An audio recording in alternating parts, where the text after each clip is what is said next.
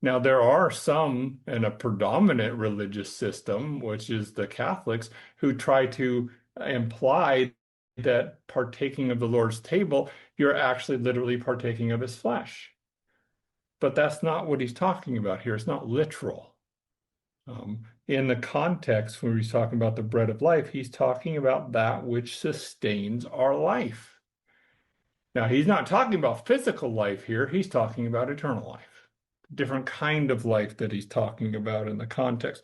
And it's pretty obvious there. And we also see examples of this in many other cases. But over in Psalms, we get an example over in Psalms chapter 114 and verse 4, where here you see the mountains skip like rams and little hills like lambs.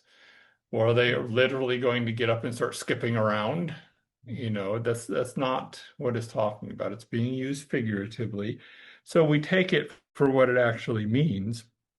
Like I said, in the normal use of the language at the time, whether it's Hebrew or whether it's Greek, we're going to take it in its normal meaning. We also see when something, of course, is really when the expression is not a characteristic of the thing described, then of course it also must be taken figuratively.